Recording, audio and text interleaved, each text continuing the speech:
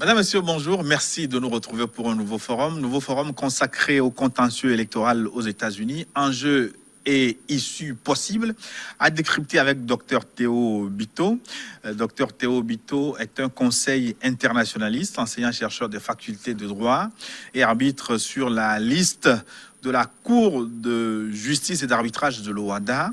Il est d'une part diplômé de fin de troisième cycle de l'école de droit de l'université d'Austin au Texas et d'autre part de l'université Paris 1 Panthéon Sorbonne. Merci d'être avec nous.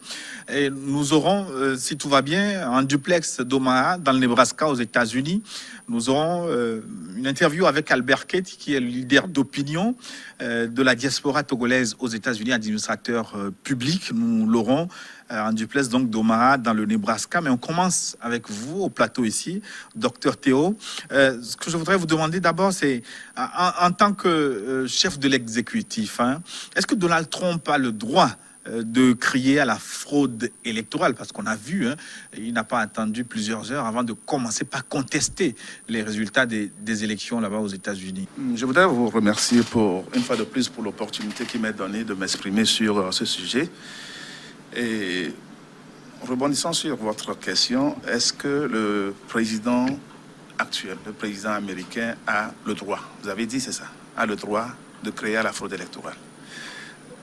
C'est un être humain, comme tout le monde, il a le droit absolu.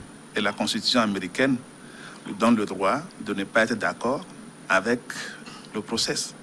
C'est un droit absolu. Je pose la question parce que c'est lui le patron de l'administration publique, oui, le chef de l'État, donc qui est censé quand même avoir une confiance en ces institutions. La confiance de ces institutions n'a jamais été un problème par le passé, voyez-vous. Ça s'explique par la simple raison que ces institutions fonctionnent de manière autonome.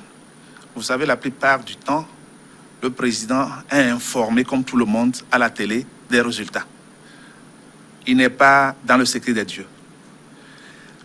Bon, le président actuel, Donald Trump, a estimé qu'il y avait des raisons fondées pour lui de mettre en doute la crédibilité de ces élections. Je crois que c'est un droit absolu qu'il exerce. Maintenant, il ne s'agit pas seulement de dire qu'il y a problème, qu'il y a fraude, il faut le démontrer. On va analyser les arguments qu'il présente. Entre dire et démontrer, il y a une ligne à franchir. C'est ça qui intéresse les gens. Bon, on aura le temps de discuter des impacts. C'est vrai, on va se dire, mais quand même, c'est le président des États-Unis, il n'aurait pas pu dire ça. Vous savez, au cours de son mandat, le président Trump a remis en doute plusieurs recommandations ou conclusions de ses propres agences. La CIA a été victime, le FBI a été victime. Quand, dans certaines situations, la CIA a conclu à des situations, il a publiquement dénoncé ces organes. Donc, je ne vois pas aujourd'hui la surprise. On a appris avec ce monsieur pendant 4 ans que tout est possible. Mais de toutes les façons, est-ce que sa défaite est une surprise? Défaite, on va dire finalement entre guillemets, parce que c'est une défaite qui n'est pas visiblement consommée pour le moment. Ce n'est pas une surprise dans la mesure où tous les sondages l'avaient donné perdant, Donald Trump. Je reviens sur ce que j'avais dit la dernière fois. Vous savez, les sondages sont ce qu'ils sont. Elles sont ce qu'elles sont. Et chacun aux États-Unis, avant le 3 novembre, était convaincu. Parce qu'il y a ce que les sondages disent, il y a le travail qui se faisait sur le terrain. Mais quand vous voyez aujourd'hui, quand on parle de tally, c'est-à-dire le total de votes, il y a quand même plus de 70 millions de personnes qui ont voté Trump. 80 millions qui ont voté Joe Biden. Ça veut dire que la réalité sur le terrain n'était pas aussi grande que ça, voyez-vous. Donc, dire que l'issue de l'élection était pratiquement certaine, déjà avant le vote, je disais le jour-là qu'il faut faire très attention. Et vous savez, le système du collège électoral, c'est un système de calcul. C'est au candidat et à son équipe de regarder, parce qu'on vous dit, comme je dis par rapport à l'algorithme, il faut avoir 270. Et on vous dit que dans chaque État, il y a un certain nombre. C'est à vous de déterminer le parcours. Nous parlons de PAF. la voie pour aboutir à ça. Voyez-vous, c'est la voie. Mais Donald Trump, bien que les sondages aient pu dire qu'il n'était pas favorable, il trouvait sa voie au 270. Il a trouvé ses voies. Comment il peut le faire? C'est pourquoi des États comme Wisconsin étaient vraiment importants pour lui dans le calcul. Voyez-vous, c'est une histoire de calcul. Comment vous arrivez à avoir les 270? C'est à vous de voir dans quel État vous pouvez gagner les voix. Vous voyez les États, les swing states comme on les appelle, où vous pouvez pousser. Donc, à un certain moment, la campagne aux États-Unis se résume à ces swing states. Voyez-vous, on sait par exemple que certains États comme l'Arkansas est un État totalement rouge. Et ils ont voté républicain pendant longtemps. Le Texas, par exemple. Le aussi, Texas, naturellement. oui, pas naturellement. Il y a eu un moment donné, depuis un moment quand même. Dans le passé, le Texas était démocrate, avant de revenir pendant longtemps républicain. Oui. Il y a des États comme la Californie qui sont bleus, comme on dit. Donc, il est question pour le candidat de déterminer sa voie. Quelle voie? Comment tu fais les additions? Quel État il faut que tu prennes pour arriver? Donc, c'est vrai qu'à un certain moment, Joe Biden avait plusieurs voies. Lui, il avait plusieurs voies. S'il ne prend pas un État, il peut récompenser. Mais la voie de Donald Trump était un peu serrée. Il y avait sa voie passait par des États indispensables. Voyez-vous? Donc, cette description pour vous dire qu'on ne pouvait pas dire que les enjeux étaient faits, puisque on n'a pas abouti à la conclusion que Donald Trump n'avait plus de voix pour arriver aux 270. On dit qu'il avait quelques voix, mais quoique minime, elle existait. Donc, il suffisait seulement que l'opinion change un peu, ce qui s'est même passé à Ohio. Parce que Ohio était un peu tendance bleu. À un certain moment, les indépendants ont basculé républicains. Et Biden a perdu l'État. Voyez-vous? Donc, jusqu'à la fin des élections, au vote, à la proclamation, tout était possible. Maintenant, Donald Trump a été battu dans les urnes, donc selon les résultats. Est-ce que ces résultats sont officiels aujourd'hui, en attendant les conclusions des recours, où il est question encore des estimations des médias? De quel type de résultats avons-nous aujourd'hui? Alors, c'est un processus. Voyez-vous, quand on vote dans les États, ce qui se passe, quand le vote est compté et qu'il n'y a pas de problème, les autorités de l'État, notamment le secrétaire d'État de l'État, certifie le vote. C'est quand cette certification est faite que le vote est considéré consommé. Mais chaque État fait sa certification en fonction des dates. Ce n'est pas le même jour. C'est ça la complexité aux États. Chaque État fait sa certification. Alors, la certification, en fait, elle est faite au lendemain des élections. Maintenant, à partir de là, le candidat perdant a jusqu'au 8 décembre pour exaucer tous ses recours au niveau des États. Il peut demander de recompter, il peut demander il peut entreprendre des actions en justice pour contester le résultat. Alors, le 14 là, donc, après le 8 décembre, il ne peut plus. Il ne peut plus contester. Le 14, les voix, les électeurs se réunissent dans les États, le 14 décembre, dans les États, pour voter. Le 29 décembre... Vous parlez des grands électeurs. Oui, les grands électeurs, oui, on parle d'électeurs. La Constitution n'a jamais dit grands électeurs. La Constitution américaine ne parle même pas de collège électoral. Elle parle d'électeurs, electors. C'est comme ça qu'on les appelle. Okay? Donc, le 14 décembre, ils se retrouvent pour voter. Et, comment on dit, signer des documents qu'on appelle the Certificate of Vote. Donc, ils certifient le vote à leur niveau. C'est-à-dire qu'ils ont voté pour choisir dans chaque État celui qui a gagné. Ça, c'est le 14. Le 23 décembre, ces votes sont transmis, en fait, à Washington, notamment aux organes Washington, le vice-président qui est le président du Sénat. Ça se passe le 23. Et le 6 janvier, maintenant, le Congrès se retrouve pour dépouiller le décompte, pour déclarer le président. Et le 20 janvier, c'est l'inauguration. C'est le processus qui aboutit. Donc, nous sommes aujourd'hui, ce que Donald Trump est en train de faire, il le fait légalement. Ces actions en justice, il le fait légalement. Les comptabilités, le recompte, il le fait légalement. Je crois qu'on va en venir, mais je crois qu'il faut prendre du recul pour apprécier l'importance de ceci, ce qui se passe aux États-Unis pour les États-Unis elles-mêmes d'abord, et l'impact sur l'étranger. Au niveau américain, quand tu fais une analyse de spécialistes, c'est une bonne chose pour le système américain, pour la Constitution américaine. Et je m'explique. Vous savez, la Constitution américaine n'a jamais fait face à ces situations. Une Constitution, c'est quoi? C'est une loi qui est organisée de manière à pouvoir répondre à des défis. Pendant les plus de 200 quelques années que les États-Unis ont vécu, il y a eu des situations, la Constitution a su traiter. Mais aujourd'hui, nous n'avons jamais vécu cette situation que Trump a amenée. Comment est-ce que la Constitution, le système judiciaire des États-Unis va se comporter, déterminera le futur. Il y a eu un autre contentieux en 2000, je vais y revenir. Mais ce que je voulais demander, si le contentieux électoral n'est pas vidé avant le 14 décembre, alors comment les grands électeurs... C'est pas le 14 décembre. Enfin, le 8 décembre. Le 8 décembre. Le 8 décembre. Oui, si le contentieux demeure jusqu'au 14, le jour de l'élection donc des grands électeurs, que va-t-il se passer? Oui, c'est ce qui est encore intéressant. Parce que c'est un territoire non exploré. C'est un territoire non exploré. Ce qui est sûr, la justice est consciente de ça. Et aujourd'hui, la pression commence à monter sur le camp Trump. Voyez-vous, les États vont bloquer, à partir du 8 décembre, toute histoire de recompte ou d'action en justice, les cours suprêmes des États vont siéger là-dessus. Il n'y aura plus rien.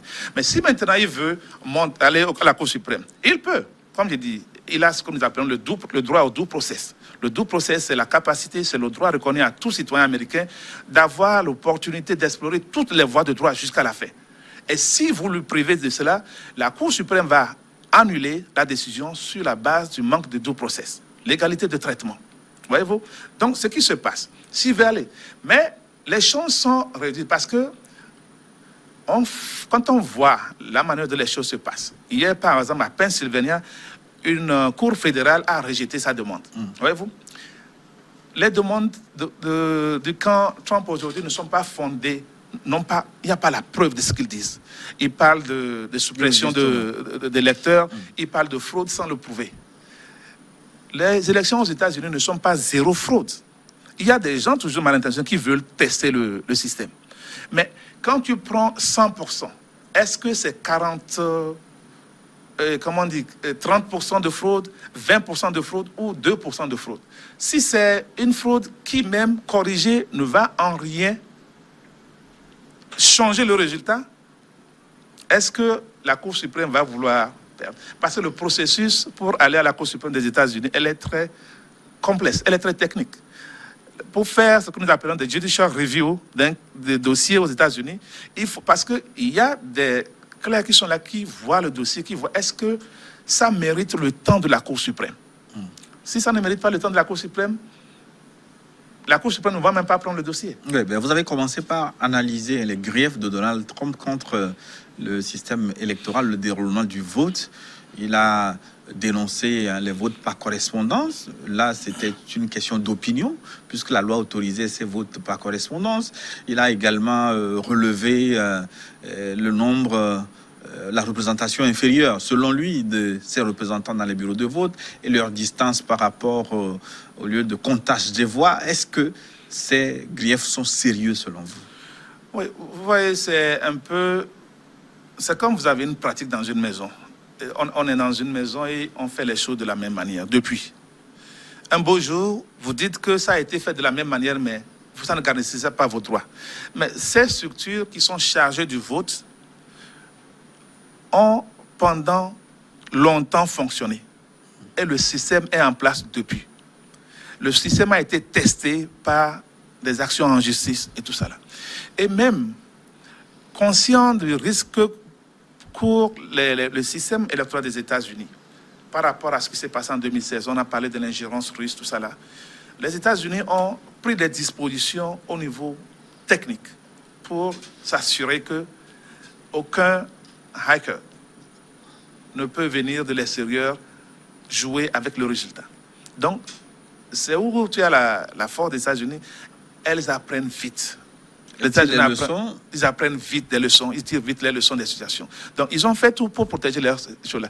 Même si vous constatez, même des gens qui ont été nommés par Trump, en l'occurrence, celui qui a été nommé pour superviser l'aspect technique, l'aspect protection des élections, qui a été d'ailleurs même, comment on dit, fired par Trump, a dit que les élections de cette année ont été les élections les plus sécurisées que les États-Unis n'ont jamais eues. Voyez-vous? Donc, il y a des gens dans son camp qui disent non, ce n'est pas ça. Mais, vous voyez, Donald Trump est Donald Trump. Et quand vous suivez, durant mes émissions, si j'ai dit certaines choses, il faut connaître la fabrique américaine pour comprendre ce que j'ai dit. Les gens vont aller tirer des conclusions. Tu es pro, non, c'est pas ça. Moi, je suis un analyste, je fais des analyses précises. Okay? Donc, si vous savez de quelle mentalité ce gars, il a une mentalité, il est convaincu qu'il ne peut pas perdre. Ce n'est pas possible qu'il perde. Donc, quand tu es dans cette logique-là, il y a des choses que tu fais qui ne répondent pas au rationnel, à la raison. Mais, comme j'ai dit, moi, en tant que juriste, je dis que c'est une très bonne chose pour les États-Unis. Les États-Unis vont apprendre et vont devenir encore plus puissantes sur cette bataille. Parce que dans quelques années, lorsque une situation comme ça va se poser encore, ils savent comment répondre. Donc finalement, ça veut dire que Donald Trump est un mauvais perdant. Je ne dirais pas qu'il est mauvais perdant. Je dis et je le redis que c'est son droit fondamental de protester ou de réclamer le recompte, de faire tout. Il n'est pas...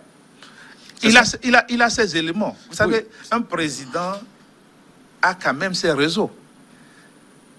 C'est pas parce que tout le monde dit qu'il a tort qu'il a tort. C'est où il faut, dans ces situations-là, au lieu que les gens rentrent dans la passion, qu'on donne la possibilité aux plaignants d'aller devant la justice. Oui, mais il n'est pas soutenu par tous les cadres de son parti. On n'a pas besoin de soutien pour aller à la justice. La justice, elle doit être neutre et servir les citoyens.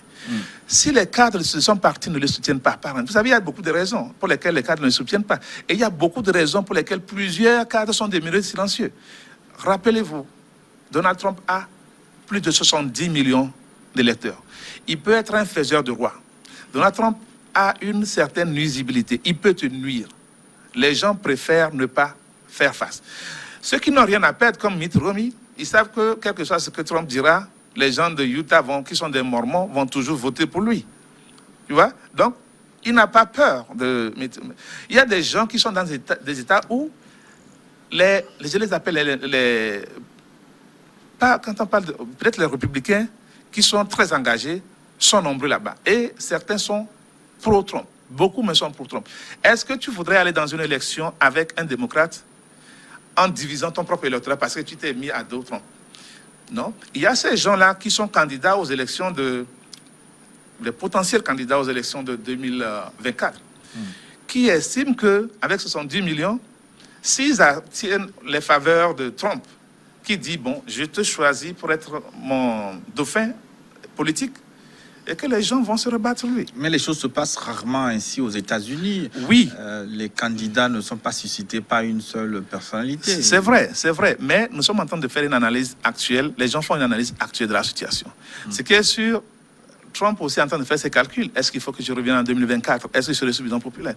Et puis, il ne faut pas oublier que c'est un businessman.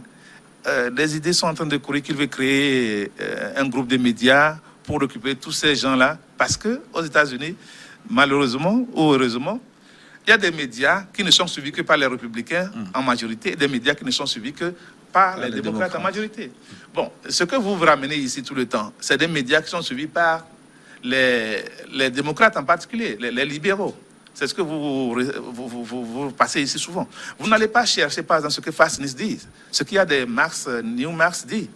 Donc ça fait que dans les pays hors des États-Unis, la plupart du temps, on a une lecture partielle, en fait, de la réalité américaine.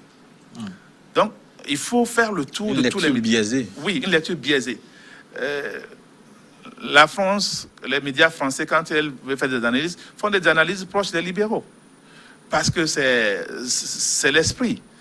Mais quand vous allez dans certains pays, vous savez, je l'ai dit la dernière fois ici, le monde aujourd'hui, le combat d'aujourd'hui, c'est le combat qui s'est passé avec Hitler en 1944.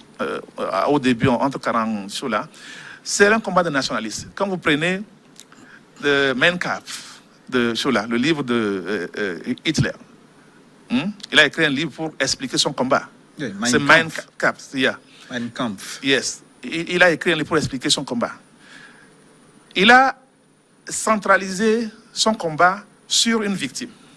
Si vous avez lu les livres, pour lui, les Juifs étaient l'ennemi. Si tu essaies de faire une comparaison avec ce qui se passe aujourd'hui, le populisme de Ford, je dis Ford, vous m'excusez, le populisme de Trump répondait à aussi faire d'autres personnes des victimes, enfin les ennemis. Il y a les ennemis. Aujourd'hui, on est arrivé à un point où on pouvait caractériser quelqu'un comme étant l'ennemi des États-Unis, un Américain comme étant l'ennemi des États-Unis. C'est là où on allait progressivement. Voyez-vous? Donc, ce n'est pas... Quand tu analyses la chose, c'est une lutte d'idéologie. Il y a les nationalistes qui pensent que la nation doit être très forte. Pour eux, le pays doit être très fort et chacun, c'est une concurrence. Les globalistes, qui sont plus les démocrates, comme je l'ai dit la dernière fois, qui pensent que tout le monde doit être ensemble, on doit grandir ensemble. Mais quand tu prends les deux idéologies, chaque idéologie a ses faiblesses. Les nationalistes vont à l'extrême et ça conduit aux situations genre, conflits, des fois autres là.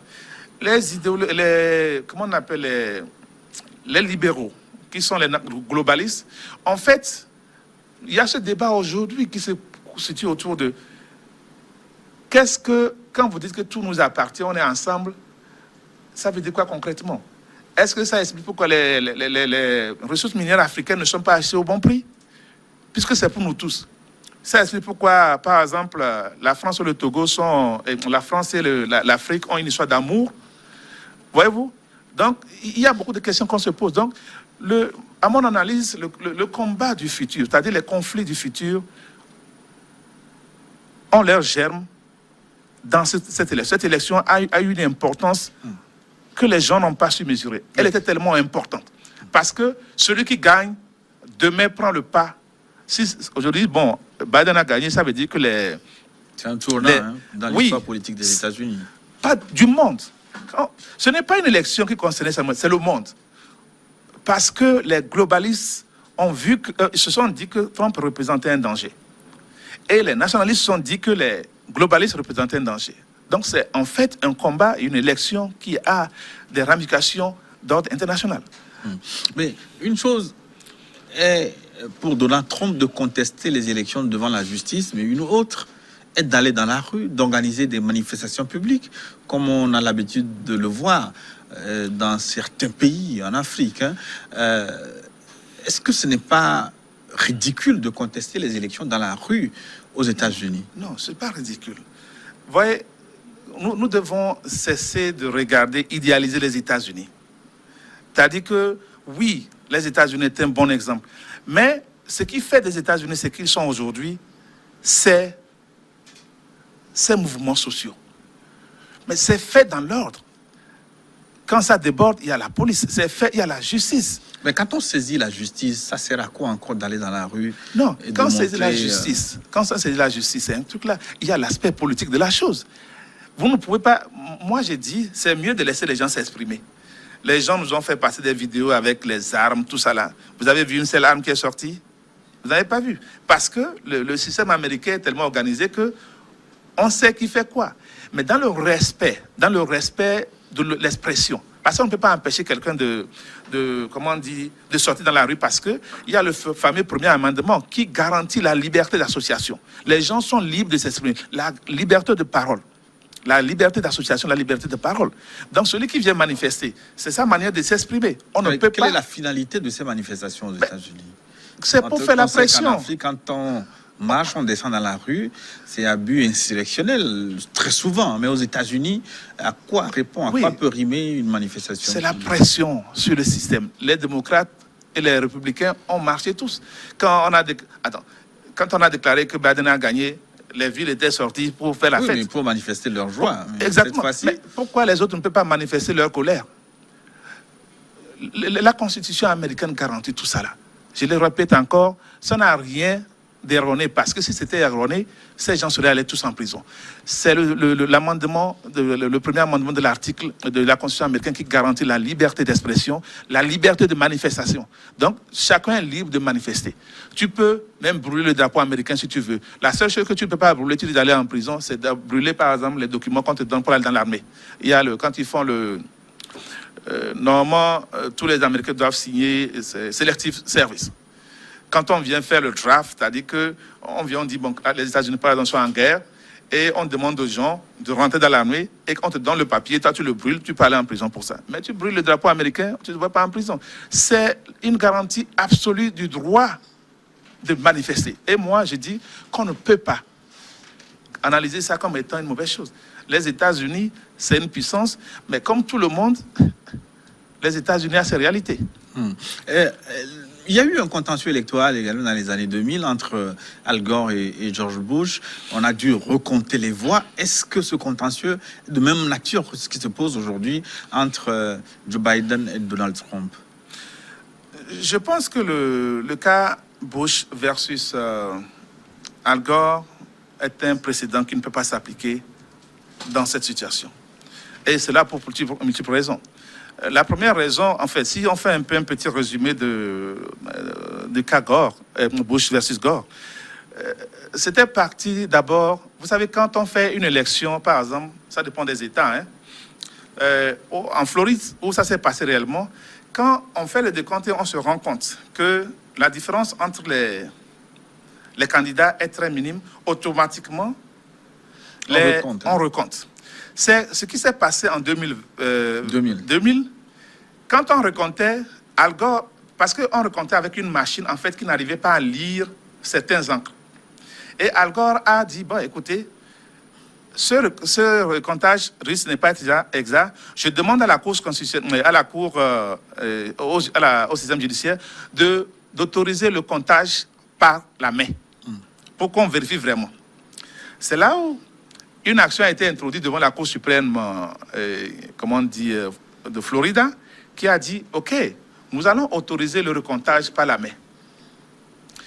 Les gens de Bush n'étant pas d'accord avec ce recomptage, ont introduit une action devant les organes fédéraux et la Cour suprême américaine, qui a décidé que ce recomptage était illégal, sur deux principes.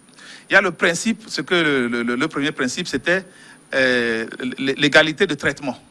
Le principe, l'un des principes de la Constitution américaine, c'est que les Américains devaient être traités de manière égale. Bon, quand tu prends Florida, il y a chaque groupe, il y a beaucoup de centres de vote dans les différentes villes. Maintenant, si on laisse seulement les villes où le décompte était concentré, si seulement on fait seulement là-bas le décompte à la main, ça crée un déséquilibre avec les autres États. Donc, l'égalité de traitement n'est pas respectée. Donc, sur cette base, la Cour constitutionnelle a dit non, que dans un même État, on ne peut pas traiter les citoyens autrement. Le deuxième principe était ce qu'ils appellent les plenary power.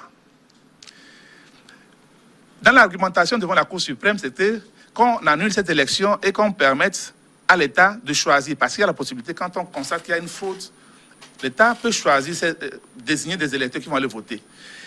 Et il y a plusieurs pouvoirs qui vont aller compter. Qui vont aller des électeurs. Les grands électeurs. Oui, l'État est en mesure, quand il y a des situations qui créent, le gouverneur de l'État peut désigner des grands électeurs, comme vous les appelez, les électeurs, comme vous les appelez, pour aller voter. C'est ce que Trump essaie de faire aujourd'hui avec Michigan. Voyez-vous? Donc, la Cour constitutionnelle a dit, non, écoutez, c'est faisable, mais si vous faites le décompte comme vous le faites, et qu'on constate, ça risque de changer, c'est-à-dire que ça porte atteinte au pouvoir de l'État, qui est le seul à détenir ce pouvoir planétaire, ils appellent planetary power. Donc, c'est des arguments juridiques, en fait, que la Cour constitutionnelle a utilisés pour écarter. Bon, maintenant, vous savez ce qui est surprenant dans ce cas, qui fait de ce cas particulier, la Cour suprême a dit que cette décision-là, elle ne doit pas faire précédent, elle n'a pas précédent. Elle est justement adaptée juste à Floride. Donc, il n'y a pas de jurisprudence. Donc, elle ne peut pas normalement faire jurisprudence. Mais ce qui est encore plus étonnant, c'est que dans la pratique judiciaire, quand il y a une action en justice et qu'il y a des théories juridiques qui ont été développées par le Conseil, c'est cette théorie juridique qui se retrouve, du moins à partir de la Cour suprême floridienne, de Florida jusqu'à la Cour suprême américaine, c'est la même théorie juridique qui doit se retrouver. Ce qui s'est passé, c'est que la théorie juridique qui a été utilisée au niveau de la Cour suprême des États de Florida, qui a justifié que la Cour suprême de Florida a ordonné le recompte, cette théorie juridique n'a pas été utilisée devant la Cour suprême. Ils sont allés changer la théorie juridique. Donc, ils ont amené l'égalité de traitement, le due process et puis le plenary power, qui sont des violations, si c'est établi, qui sont des violations de la Constitution. Ce qui fait que la Cour suprême a décidé d'arrêter le décompte et déclarer Bush vainqueur. Maintenant, dans cette histoire, c'est que nous sommes avec la situation Trump où il y a au moins 6 États qui ont donné la victoire à l'autre. Bon. Et l'écart de victoire est tel que il n'y a pas eu un décompte automatique. Même là où ils ont forcé le décompte, par exemple en Floride, le décompte a prouvé que le gars, Biden a encore gagné. Tu vois? Donc, aujourd'hui, quel que soit ce qu'ils disent, Rudy Giuliani, tout ce qu'il dit, c'est que tout ce qu'il dit n'a pas de fondement solide. Tu ne peux pas utiliser le cas Gore dans cette élection. Parce que ce n'est pas la même chose. Ça ne peut pas faire précédent. Et puis tout ce qu'ils disent en termes d'arguments ou de preuves, c'est des allégations. Parce que autour d'une procédure, on a demandé au legal team de Trump, est-ce que vous êtes en train de dire qu'il y a fraude? Et l'avocat a répondu, non, je ne dis pas ça. Je dis que la situation était telle que il y a eu pression sur les gens. Mais ce n'est pas quelque chose que tu peux prouver. Donc, aujourd'hui, ça serait vraiment, comment dire, tirer vraiment très loin, penser que Al Gore, le cas Bush-Al Gore de 2000 peut influencer ce contentieux électoral contentieux qui est... actuel. oui. Merci, docteur Théo. Nous allons tenter maintenant un duplex du Nebraska aux États-Unis avec Albert Kate. Albert Kate est leader d'opinion de la diaspora togolaise aux États-Unis. Il est administrateur public. Albert, bonjour. Oui, bonjour Gilles. Merci donc d'être en direct avec nous. Nous parlons donc du contentieux électoral aux États-Unis. Alors, ce que je voudrais savoir de vous, en tant que chef de l'exécutif, que pensez-vous des recours de Donald Trump? A-t-il raison de crier à la fraude électorale selon vous? Vous savez, la démocratie américaine a pris un tournant historique parce que Donald Trump est en train d'utiliser beaucoup d'options qui existent dans la Constitution américaine. Et en matière de recours, ce qui est intéressant, c'est la connexion entre le choix des juges avant l'arrivée de Donald Trump. Les recours se font en justice. Habituellement, on dit qu'il y a séparation de pouvoir et que la justice n'a pas assez de connexion avec les politiques, mais c'est un peu complexe dans le système des États-Unis parce que les recours doivent passer par les cours au niveau des États et au niveau de la Cour fédérale ou de la Cour suprême.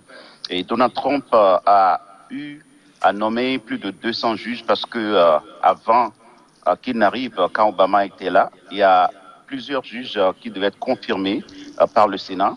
Le Sénat qui était dans les mains des républicains. Donc, quand il est arrivé, il a eu à nommer beaucoup de ces juges-là.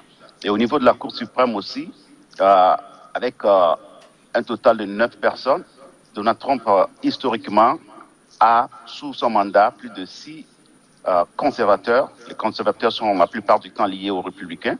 6 conservateurs qui ont été nommés. Lui seul, je pense, il y a 3 juges qu'il a eu à nommer au niveau de la Cour suprême. Donc, vous voyez, 6 sur 9. Donc, il y a beaucoup de tentacules qu'il peut utiliser. C'est effectivement ce qui peut être le motive à exploiter ces avantages-là pour essayer de renverser les résultats. Donc, les recours peuvent donner carrément beaucoup de surprises, mais la chance est très minime. Rassurez-vous qu'actuellement, pour qu'il soit capable de renverser la situation, il doit avoir au moins plus d'une trentaine d'électeurs à son acquis.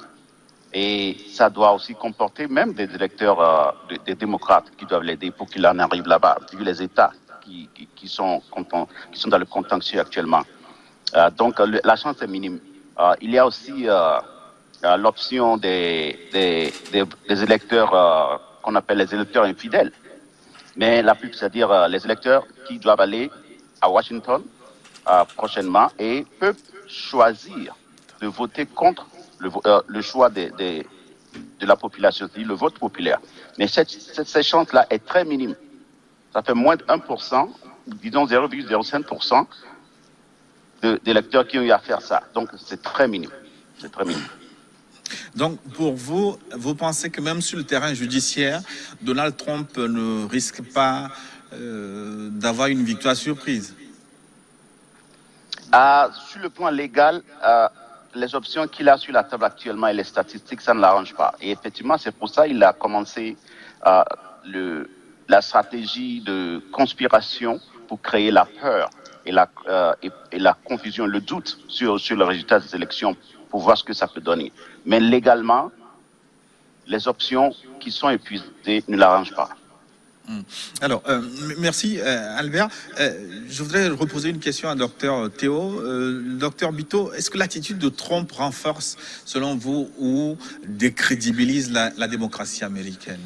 Je crois que je voudrais d'abord remercier Kate pour son intervention, mais faire quelques rectificatifs rapidement sur ce qu'il a dit. De un, Donald Trump n'a pas fait rentrer 200. Il n'a pas fait rentrer 3 juges à la Cour suprême, c'est 2 qu'il a fait rentrer. De 2, même si Donald Trump a fait rentrer des juges dans le système judiciaire américain, parce que le Sénat républicain s'était opposé à comment on appelle Obama, cela ne donne pas un boulevard, parce que il y a quand même à un certain niveau de la justice aux États-Unis, il y a la crédibilité. Et les gens savent lire. Les juristes sont d'une certaine qualité. Donc, je voudrais vous demander maintenant, est-ce que l'attitude de Trump renforce ou décrédibilise la démocratie américaine? À cette question, je crois que j'avais un peu brossé ça au début. Ça dépend de comment tu fais l'analyse. Moi, j'aimerais faire l'analyse de 2 manières. OK? Première analyse au plan interne américain. L'analyse des juristes me dit que c'est très bon pour les États-Unis parce que ça permet d'explorer d'autres pans. L'analyse du politique me dit ça a créé une réelle division dans le pays.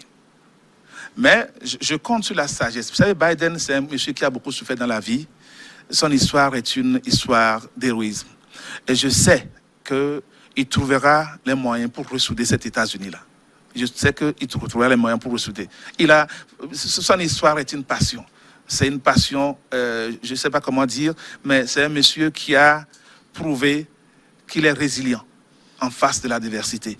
Il a, personnellement, quand vous voulez mesurer la capacité d'un homme, c'est dans sa famille. Ce n'est pas ce qu'il dit en public. Comment est-ce que ce monsieur a, pendant les moments les plus difficiles qu'il a traversés, a su être lui-même, avec toute sa force. Donc ça veut dire que vous vous anticipez déjà un peu sur l'issue du contentieux électoral. Vous le voyez déjà, vous, dans le fauteuil présidentiel américain. Je ne pense pas qu'il y aura un miracle. De toutes les façons, comme je vous ai dit, ce que Donald Trump fait, le président Donald Trump fait, c'est son droit de le faire. Mais aujourd'hui, même s'il gagne un État, l'autre là est à 300 combien 330, je crois. La distance est trop grande. Vous gagnez chaud là, on vous donne 6. Pennsylvania, vous ne pouvez plus le gagner. Lundi, demain, ils vont certifier Pennsylvania. Parce que la Cour, le tribunal fédéral a dit que c'est bon, il n'y a rien. Donc, ils vont certifier ça. Donc, il n'y aura pas de... Vous savez, il n'y aura pas de miracle. Bon, maintenant, je crois qu'on allait sur l'effet de cette... Alors, moi, ma crainte réelle pour cette histoire, c'est la lecture que les gens font à l'extérieur des États-Unis. Les gens qui trouvent des arguments vont trouver des arguments. Aux États-Unis aussi, on volé les élections. une lecture simpliste de la chose est dangereuse pour les pays africains et les autres pays du monde. C'est une lecture dangereuse. Parce que ce qui se passe aux États-Unis, ce n'est pas aussi simple que ça. Faire une lecture de ces gens, c'est dangereux. Vous savez, quand j'ai discuté avec certains qui me disent les gens aiment prendre les mauvais exemples pour se justifier. Je les demande, ok, vous pensez que aux États-Unis, on fraude aussi, ok. Est-ce que la fraude, c'est une bonne chose? Ils disent non. J'ai dit bon, ok, mais ça vous arrange? Il me dit oui. Mais j'ai dit, écoute, je suis en train de prendre ton enfant qui allait passer le bac et qui a échoué. Non, qui a passé le bac, qui a échoué. L'enfant de l'autre aussi a échoué. Est-ce que tu vas dire, parce que l'enfant de l'autre a échoué au bac, c'est bon? Mon enfant a le droit d'échouer, donc c'est bon? Ça, c'est une bonne... Si vous pouvez dire que vous pouvez accepter l'idée que votre enfant a échoué au bac parce que l'autre enfant... C'est une bonne idée. Mais si vous estimez que c'est pas parce que l'autre enfant a échoué que mon enfant doit échouer et que ça vous fait mal, vous devez comprendre qu'on ne doit pas s'inspirer de mauvais exemples. Nous avons tendance à nous inspirer de mauvais exemples en Afrique. Je préfère qu'on me dise, vous savez, par exemple, quand vous prenez New York, c'est tellement bien construit, je veux construire Cotonou comme ça. Qu'on me dise, à New York, il y a des bidonvilles, donc je veux que Cotonou soit un bidonville. Pourquoi nous ne prenons pas de bons exemples? Nous devons être choqués par ce qui se passe aux États-Unis. Mais ne pas, au fond de nous, l'utiliser comme une fierté. On dit, nous, on nous accuse de fraude électorale. Le grand frère même a commencé à frauder. Ce n'est pas vrai, il n'y a pas eu de fraude aux États-Unis. Il n'y a pas eu fraude aux États-Unis. Il y a eu... Vous savez, le président Donald Trump ne comprend pas la démarche, comme elle se produit. C'est la démarche qu'il n'a pas compris. Mais si vous dites que le président des États-Unis n'a pas compris la démarche, je le dis et je le répète. D'excuser sa mauvaise foi, il ne comprend pas. Il y a certaines choses qu'il ne comprend pas. Le fonctionnement du gouvernement, il ne comprend pas. Qui devait comprendre alors? Il ne comprend pas. Je le dis et je le répète. Il ne comprend pas et il n'écoute pas les gens qui comprennent. S'il comprend, il va savoir quand on fait une élection. On a fait une élection où, dans cette situation particulière, où il y a les votes in ballot, les votes par correspondance. Traditionnellement, c'est les démocrates qui font ces votes par correspondance. Traditionnellement, les républicain vont voter. Et quand on fait ça, quand on amène les votes par correspondance, on les met dans un tas quelque part. OK? Maintenant, on compte d'abord les votes d'aujourd'hui. Les votes du 3 novembre sont d'abord comptés. Alors, on a commencé à compter les votes du 3 novembre. C'est normal que Donald Trump soit en avance. Bon, dès qu'on a commencé à introduire les choses-là, la tendance se reverse. Mais il aurait dû attendre que le match finisse avant de créer, parce que le match est de 90 minutes par exemple. Tu marques un but, tu dis non, qu'on a qu'à arrêter le match que tu as déjà marqué et qu'on ne peut plus jouer les autres. Non, je fais une analogie avec un match de football. Donc, je crois qu'il ne comprend pas la procédure. Ce n'est pas une injure.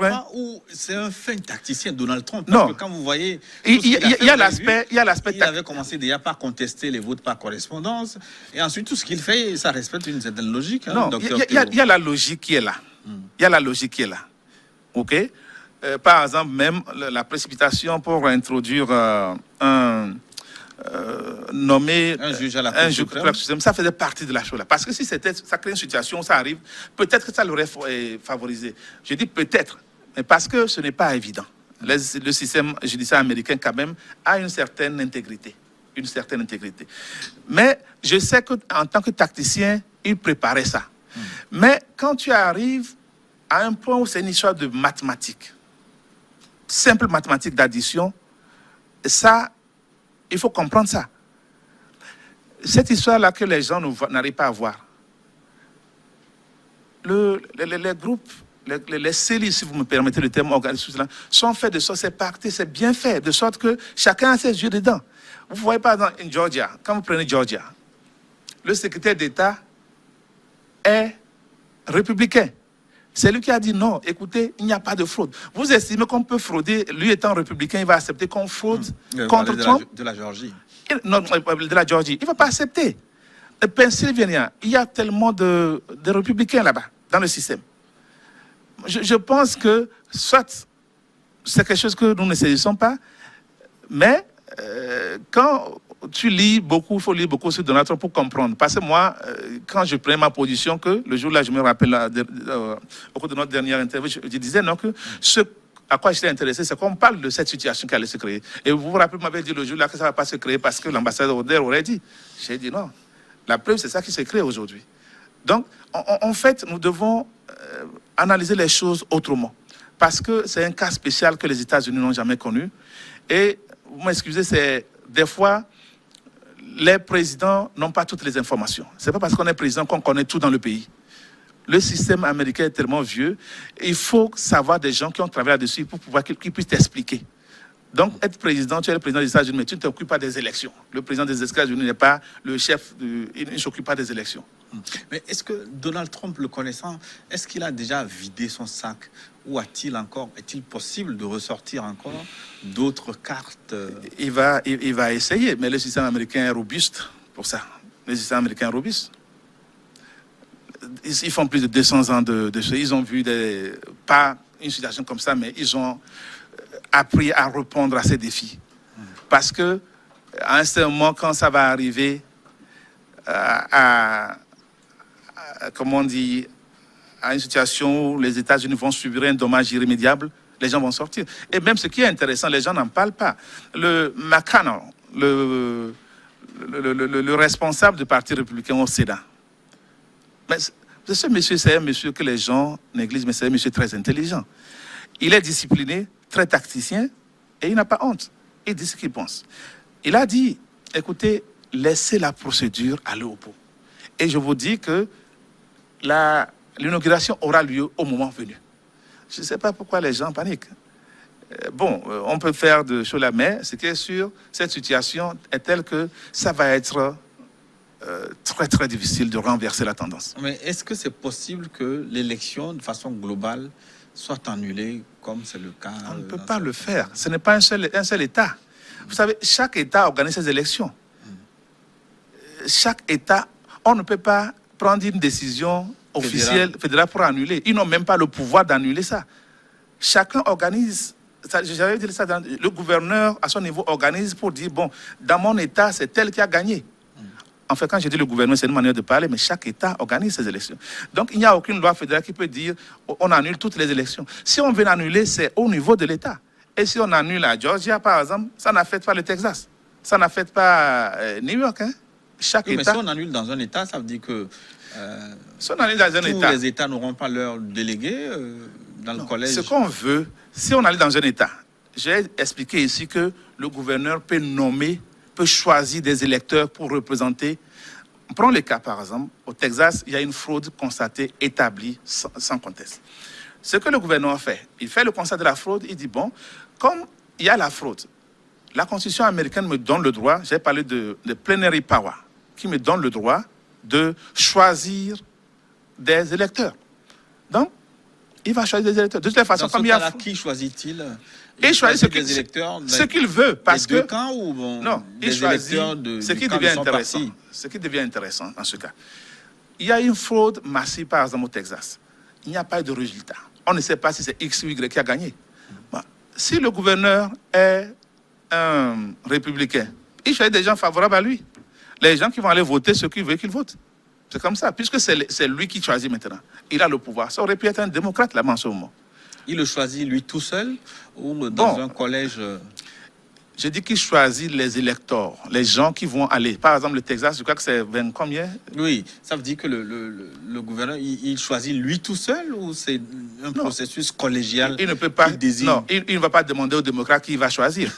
Non, il regroupe ses gens, son équipe de républicains, et il choisit. Enfin, pas de républicains forcément, mais il peut demander, parce on connaît, enfin, un gouverneur connaît quand même les gens qu'il va choisir pour aller voter son candidat. Dans ce cas... Et même vous dites que ce scénario ne risque pas d'arriver aux États-Unis. Hein? Non. Quelle élection, quand vous êtes en analyse même vous-même des résultats aujourd'hui, partout où il y a discussion, la marge, elle est relativement signifiante. Il n'y a aucun... C'est-à-dire qu'on ne voit rien aujourd'hui qui puisse nous donner l'impression qu'il y a inquiétude au niveau d'un État. Il n'y a rien. Pennsylvania, ils ont dit tout est bon. Lundi, normalement, ils vont certifier. S'ils certifient déjà, Biden est déjà au-delà de 270. Même si on annule d'autres États, s'il a déjà 270, il passe. Alors, quelle lecture les Africains peut-être peuvent-ils faire de ce scénario élection-contestation? Nous reparlons de tous ces sujets dans la seconde partie, dans une dizaine de minutes, juste après une nouvelle édition du journal sur votre chaîne.